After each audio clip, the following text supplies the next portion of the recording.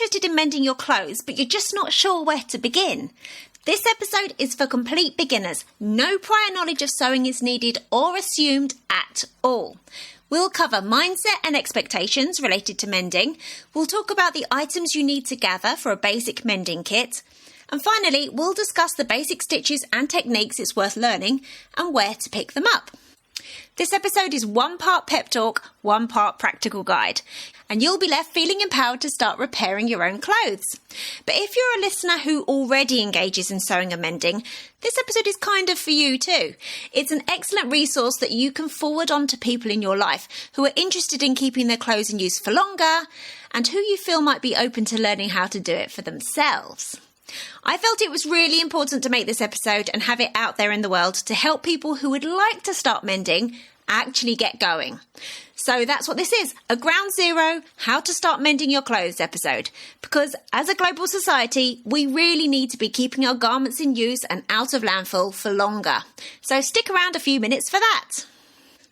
Welcome to Check Your Thread, the podcast that will help you sew more sustainably. My name's Zoe and I'm obsessed with sewing.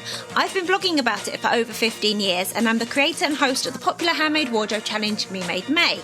But, like many people, I've become increasingly concerned about the climate crisis and I'm looking at the way that my lifestyle contributes to it. So in this podcast, I'll be nerding out about mending clothes whilst exploring how to minimise the negative impact that clothing may have. And I really hope you'll join me in this journey. So, how are you doing, lovely listener? I really hope you're doing well today. I'm going to whiz through the intro a bit quicker today. Just want to mention one thing before we crack on with the actual episode. I want to let you know, if you don't already, that Check Your Thread has a free weekly newsletter that is definitely worth signing up for. It's another way to engage in ideas related to sewing more sustainably, and it's very short but sweet. Each one only ever includes 2 things. There's a reminder about the topic of that week's episode, usually with a little extra context or background info tidbit, and then I'll let you know about one other cool thing that, as a listener of the podcast, I think you'll be interested in. It could be something cool that I discovered, like a new zero-waste sewing pattern, or an epic podcast I've been listening to, or a link to a resource I've created, something that I think will interest you or help you on your journey. And when you sign up to the newsletter, you'll instantly get a welcome email that includes 2 awesome freebies that I've made to help you sew more sustainably. So go to the website checkyourthread.com, scroll to the bottom of the homepage and put your email address in. I hate pop-ups on websites, so there's no pop-up, just scroll to the bottom of the homepage and it's there. Right, so I've already told you what today's episode is about and why you should listen. There are particularly useful show notes for this week's episode. All the items mentioned are carefully listed there, and all the videos, blog posts and book resources I suggested are linked there also. So there's no need to take any notes whilst listening to this episode. So find those on the website checkyourthread.com for episode 134. So until next week, take care of yourself, take care of your clothes, and enjoy. Okay, full disclosure. If you're someone who already repairs their clothes when necessary, I'm afraid that this episode is not directly for you. However, if you're someone who is interested in having a go, but just isn't sure where to start, then this episode is very much for you. This episode offers 1 part encouragement to 1 part practical guidance to get you set up. By the end, you'll feel empowered to give clothing repair a go. You'll have a shopping list of essentials for your mending kit and some signposts for where to learn skills and techniques. And if you're that first type of listener, the type that is already regularly mending and repairing their items, for you, then please think of this episode as a resource that you can share with others in your life that don't know how to mend. The ones that are interested, but you don't have the time or inclination to teach yourself. You can just forward them this episode and sit back knowing that you've done your bit to spread the word about mending. So, different people will probably engage with this episode differently. And if you help share the episode far and wide, hopefully it'll get a whole load of would-be menders up and running. So now you know what's in this for you, let me tell you what we're going to cover. We're going to start by discussing mindset and expectations related to mending, why you're doing a great thing by engaging in mending, and what is a realistic goal to aim for. Then we'll talk about the items that you need to gather for a basic mending kit. And finally, we'll discuss a few basic stitches and techniques it's worth learning and where you can pick them up. Okay, onwards. Right, mindset, expectations and goals. Even if you haven't put needle to fabric just yet and are currently thinking about trying to repair your clothes, then that is awesome. I am thrilled for you, and as a resident of this planet, I thank you. Mending our clothes when they need it, keeping them in use for a bit longer is such an important act. So much energy and so many resources went into making your clothes, into growing and processing the fibres, into weaving or knitting those fibres into fabric, into the printing, dyeing and finishing of the fabric, into the cutting and constructing of the garments, and all the transportation across the globe at every stage. It took so much to get that shirt or those jeans into your wardrobe, and we have a responsibility to keep them in use for a long time. The climate action NGO WRAP, which stands for Waste and Resources Action Programme, have discovered that extending the active life of our garments by just 9 months would reduce the annual carbon, water and waste footprints of clothing by about 20 to 30%. Just 9 months. And the good news is, it's really not difficult to do that. And by the end of this episode, you'll have the knowledge you need for much of it. So ideally, the goal is to keep each of our garments in use for as long as possible, with repair being a key component in helping us to do that. But honestly, even if you were able to extend a garment's life by just a couple more wears, then that would have been worthwhile and very worthy of celebration. Because we need to acknowledge that clothes have a lifespan, both in terms of their style and shape, and in terms of their physical durability. So I'm guessing you're probably not wearing the same jeans that you owned 15 years ago. And for the same reasons, you probably won't be wearing your existing jeans in another 15 years' time either. Changes in our personal style, in cultural trends, and in our bodies usually mean we'll stop wearing most of our garments after a number of years. Plus, fabric doesn't last forever. And if your garment has had a happy life with lots of use, and therefore a hole has appeared, yes, you can and should fix that hole. But more holes will appear in time. Which is not to say it's not worth fixing that initial hole, it definitely is. Just to say that we're extending the life of garments here, not making them immortal. And because we're not attempting to create immortal garments, the stakes when it comes to mending really aren't that high. I want you to feel free to have a bash at fixing your clothes. And if it doesn't work out first time, or if at a later date you learn a different approach that would have worked better, it really doesn't matter. Just keep in mind that extending the life of the garment by even a bit is the best case scenario here. But if you had a go and that attempt didn't work out, or you didn't like the look of it, you can always unpick and have another try, or seek out advice from others and try again in the future. Or if you want to chalk that up as a learning experience, that is also fine. There will always be more repair opportunities just around the corner. And please know that you don't have to wait until you're a master at stitching to give garment repair a go. A sewing educator called Diana Upprichard recently said to me that if you can tie a shoelace, then you are capable of mending your clothes. You're just a few pointers away from being able to do so. Plus, you might even really enjoy it. There are so many personal benefits that garment repair can bring.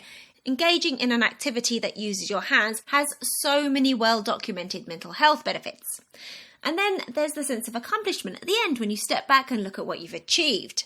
You can be satisfied that you've saved yourself some money because you won't need to replace that item so quickly. And you'll have developed a deeper relationship and connection with that garment that you can enjoy each time you choose to wear it going forwards. Another point I want to make before we move on to the practical side of things, I want to talk about what constitutes a repair.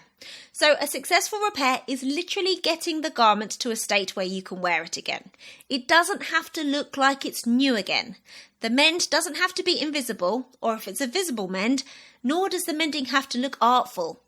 I like to think of the visuals of repair like a spectrum. On one end, there's completely invisible, and on the other end, there's loud, bold, obvious visible mending.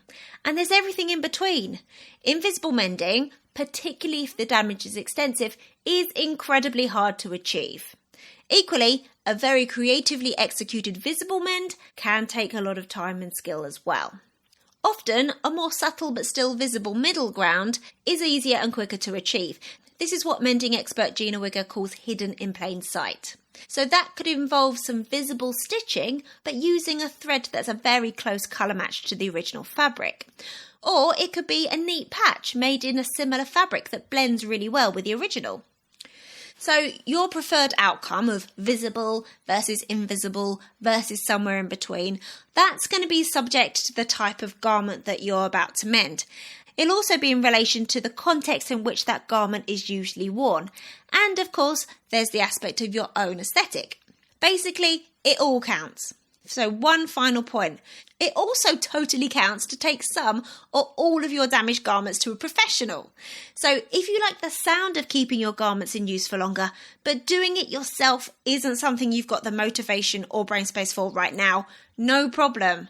There are clothing repair and alteration experts whose job it is to do this for you. You can find them on your local high street. Sometimes they're based at a dry cleaners. There are also postal mending services popping up around the globe too, which is a great option if you live somewhere rural or your physical health or your schedule makes it difficult to visit a bricks and mortar menders. There might also be community mending events and repair cafes in your locality. Plus, you can take a combined approach, tackle the simpler, quicker tasks yourself, and get a professional to handle more challenging issues such as replacing a broken zip or repairs that require stitching through thick fabric. But if you're convinced it's worth having a go yourself, what do you actually need to get started? Right, good news, mending clothes by hand really requires very little equipment and materials. You can start by accruing the bare minimum and then add to it as needed as new challenges present themselves. Quick tip, once you've collated the basic items, try to keep them together in one container, such as a zipped pouch or a box or a tin, so you can then just grab them all quickly when a repair or alteration becomes necessary. As someone whose natural tendency is to spread her belongings across every surface, this is a tip that I've only just started to implement myself, and it's making my mending life so much easier. Also, when it's all in one container, you can just chuck it in your backpack or whatever bag you use on the daily for just doing quick or emergency repairs when you're out and about. So all of the items I'm about to list can be found in any sewing shop or haberdashers that you might pass on your travels. So even some pharmacies, supermarkets and hardware stores will have these items too. So if you can't get yourself to one of those, or it's easier to do so, everything here can also be found on eBay. Alternatively, if you want to go the super sustainable route and have a bit of time on your hands, you could try requesting these items on your local Buy Nothing Facebook group or FreeCycle or Frugal group. Okay, so this list of items and materials is included in the show notes for this episode, which is 134, and that can be found on checkyourthread.com. So there's no need to scribble this down. So you will need hand sewing needles. So try to find a pack that includes needles that range in thickness. Different thicknesses of needle will be suitable for different thicknesses of fabric. You'll need sewing thread. So I would say go for reels of polyester or 100% cotton thread made by a known brand like Gutermann, Mettler or Coates Moon. Cheap or very old sewing threads are liable to break. If you bought yourself a cheap little sewing kit that included some thread, treat yourself to some stronger, higher quality stuff anyway. It's a good idea to keep a small range of common colours in your kit, like black, white, navy, red, grey or cream perhaps, which should cover the majority of your projects. And then you can add other colours to your collection as you require them. You'll need some small, sharp scissors or thread snips. So a basic shop-bought sewing kit may or may not include these, but they are definitely necessary. Cheap thread snips are available in most haberdasheries, but sharp nail scissors will also do. Pins. A pack or tub of sharp pins is very helpful to keep everything in place during your repair or alteration. So pins that come with little plastic shapes or spheres attached to the end are easier to pick up. Safety pins. A few safety pins in a range of sizes will likely come in very handy. They can be used instead of pins for some projects to keep things in place, and you'll be less likely to get stabbed whilst using them. Safety pins are also super useful for just keeping things together until you get home and can do a repair properly. And a seam ripper, aka stitch ripper or quick unpick. So these are sharp little metal hooks with a plastic or wooden handle, and they're useful for removing stitches carefully. So using scissors or snips to do so is more likely to result in holes in your fabric. A little seam ripper is really cheap and really useful. So these are the basics. So get those items for a simple, inexpensive, but very effective little setup. And with the items I just listed, you'll be able to successfully tackle lots of garment repairs, including repairing a seam when the stitching has popped, securing a loose button, and fixing a hem that started to come down. So if you stop the podcast right now and don't listen to another word, you can gather those things, create a basic kit, go to YouTube for instruction, and become a successful garment mender. I really want you to know that it is that simple. But if you're sticking around for more, we can expand this a little further. With just a couple more items, you'll be able to add making patches to your repertoire, and you'll be widening the range of issues that you can tackle much further. So for that, you'll need a tape measure. So this is for working out how big you need to cut a patch. Fancier retractable tape measures are available if you wish, but the basic kind that you sometimes get in a Christmas cracker is also fine. So you'd need some tailor's chalk or fabric marking pen or pencil. So this is for drawing out the size and shape of the patch that you require before cutting it out. There is a wide range of fabric marking tools available, from the very basic triangle-shaped tailor's chalk to chalk wheels that dispense chalk dust to marker pens with ink that disappears when you iron it. They all do a similar job, so buy whichever appeals to you and see if you like using it. Fabric scissors. Right, they are going to make cutting fabric to create patches a joy. Using other types of scissors, such as paper scissors or kitchen scissors, is an option, of course, but using blunt or unsuitable scissors for a task will be frustrating and may damage the fabric. So use non-fabric scissors at your own risk. A variety of scraps. So as you've probably guessed, these are going to make the actual patches.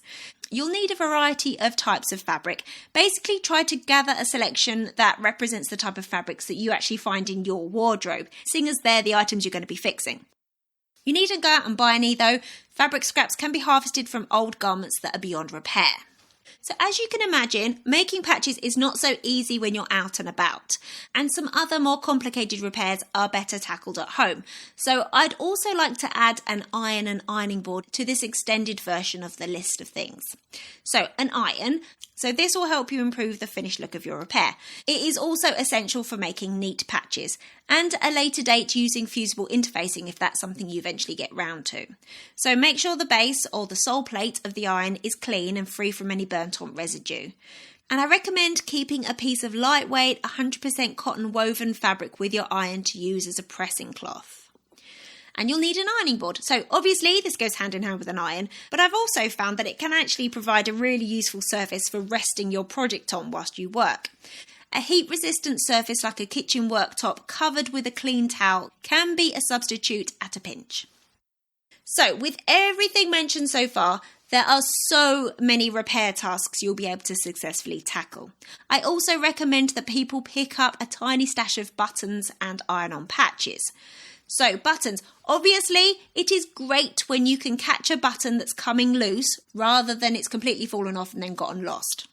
Then the buttons on your garment will all continue to match. But as we all well know, this is not always the case. So keep a little selection of standard looking buttons in a variety of colours and sizes. So some buttons have 2 or 4 holes in them. And then other buttons have a bit that sticks out at the back with a hole through it, which is called a shank. Like fabric scraps, buttons can be harvested from old clothes. And make sure you keep any spares that come attached to your shop-bought clothing. And then there's iron-on patches. If you like the look of ready-made iron-on patches, then they are a great tool for quickly covering up a hole or a stain. If you see any that appeal to you whilst you're out and about, buy them and then you'll have them on hand.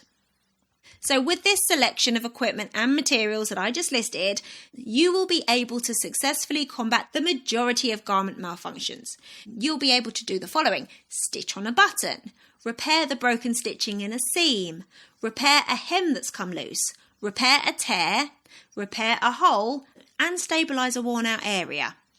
So the first 2 steps of any of these tasks, however, is going to be selecting a suitable needle and then threading it. So I'm going to talk about those next, then I'm going to signpost you to some resources to help you along with each of those specific tasks. So selecting a hand sewing needle. As you may recall, I suggested that you get a pack with a variety of sizes in it. So these help you stitch through a wider variety of fabrics. So when you're sizing up the garment you're about to repair, you want to note the thickness of the fabric it's made of and how many layers of that fabric you'll need to stitch through when you proceed with your mend. So the thicker the fabric, the thicker the needle you'll need to select. It can be really tricky, if not impossible, to push a thin needle through several layers of thick fabric, such as denim. The needle might even break. And on the other end of the scale, using a thick needle to stitch through fine or delicate fabric might damage the fabric and leave noticeable holes. So before you thread the needle, you need to decide whether you want a single strand of thread or a double thickness of thread for the repair you're about to tackle. So for both, cut a length of thread, so usually about 50 centimetres or 20 inches long is enough for most repairs, but not so long that you'll be constantly getting your thread all caught up. So if your thread won't go through the eye of the needle, use your snips or the fabric shears to give yourself a nice neat end of the thread and remove any tiny woolly fibres that are making it tricky. Then for a single strand, you'll need to create a knot in just one of the ends of thread. And for a double thickness, you'll get hold of both of the loose ends of thread, hold them together and create a knot. With either the single strand or the double thickness, then tie a second knot over the top of the first to make it bulkier. This might take a little bit of practice, but the additional bulk of the knot prevents the thread from pulling straight through when you give it a tug. So now you know how to prep your needle and thread for any sewing repair. Let me point you to some resources for tackling each of the common tasks that I previously listed. All these links can be found in the show notes for this episode 134 on the website checkyourthread.com. Okay, so stitching on a button. On YouTube, Treasury has an excellent video entitled How to Sew a Button On for Absolute Beginners. So as I mentioned before, buttons come with 2 holes, 4 holes, or with a shank. This video shows very clearly how to stitch on all 3 types. For advice on repairing the broken stitching in a seam, I'd recommend checking out a YouTube video by Roko Lee DIY called How to Repair Seams in Clothing Hand Stitching Tutorial. So this is a great video because it shows 2 different stitches that can be used for this task, a back stitch and a ladder stitch. The back stitch is perfect for when you can get inside the garment and you have access to the seam and the seam allowance. And the ladder stitch is a great technique to learn because it allows you to fix the broken stitching from the right side only. So this has other applications like repairing the broken stitching on a soft toy or on a sofa or a garment that's lined, basically when you can't really get to the insides of the item. I also like this video because it clearly shows you how to start and finish your rows of stitching and clearly explains why you're doing what you're doing. Okay, so repairing a hem. So how you approach this task will depend on whether you want the stitching to be visible or not. So usually how you would decide if you want the stitching to be visible or not in your repair is to look at the existing hem stitching and try to replicate that. So if the stitching is pretty much invisible, then you'll want to recreate that with a blind stitch. There's a tutorial by Green Eco Style called How to Fix a Blind Hem, and that shows the process really well. If the original stitching at the hem is visible, then I'd recommend using a backstitch to replicate the look of the sewing machine stitching. So the backstitch technique is included in the previous video that I just mentioned about repairing seams. However, there's another video that I found about how to create a backstitch, and that's by Sewn Company, and that's called Hand Sewing Tutorial Right-Handed Backstitching. This video shows you how to do it more neatly, which is probably better to aim for because when you're using the backstitch to repair a hem, the backstitching will be visible. Okay, repairing a tear. So Roko Lee DIY has another good video which is called How to Repair a Tear in Jeans, Hand Sew a Repair in Clothing. Easy tutorial for beginners.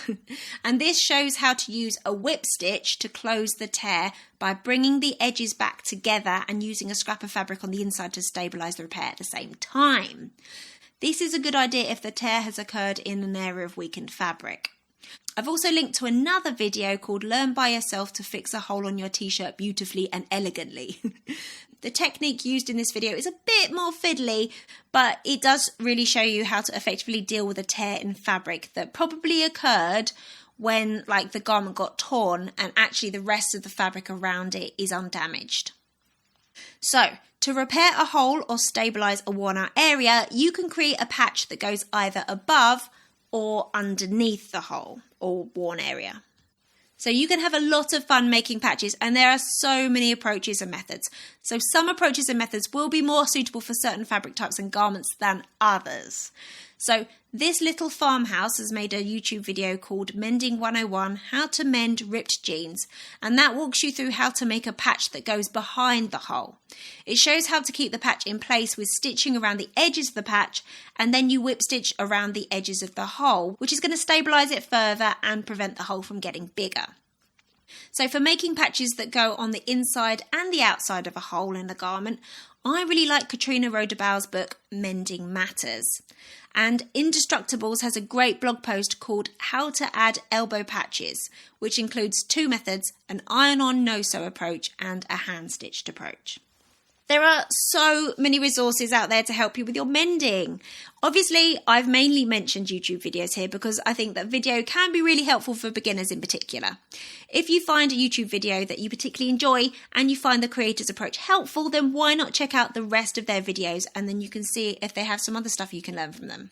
But if videos aren't your preferred way to learn, then there is a wealth of blog posts and books out there too. You might even find an in-person class nearby as well. So I mentioned Katrina Rodabau's book, Mending Matters, and that is a great resource, as is previous guest Erin Lewis Fitzgerald's book, Modern Mending. I've also written a book, it's called Mend It, Wear It, Love It, and it covers my preferred approaches to all the garment repair tasks and techniques that I listed in this episode. It's often available in libraries, so don't feel you need to go out and buy it.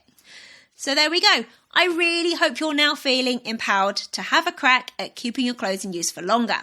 And if you're looking for something else to listen to after this that expands on the topic of mending, then check out 2 more episodes of Check Your Thread. There's Introduction to Patching, that's episode 47, and there's Visible versus Invisible Mending, that's episode 68. Happy mending!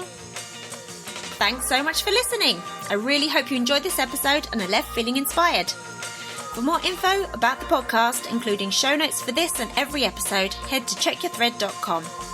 I'd love to hear from you, so if you have any comments, questions or ideas for future episodes, please get in touch by emailing zoe@checkyourthread.com or find me on Instagram @checkyourthread. Massive thanks to Patrick Potter for production support, to Sylvia Seller for the awesome logo design, and to Simon at Palm Skin Productions for the music. This ad-free podcast would not be possible without listener support, so if you feel you are able, please consider signing up to the Check Your Thread Patreon. For the equivalent of buying me a coffee each month, you'll be making it possible to continue producing regular episodes. Links can be found in the show notes and on the website checkyourthread.com. I hope you'll listen again next week. Until then, take care. Bye!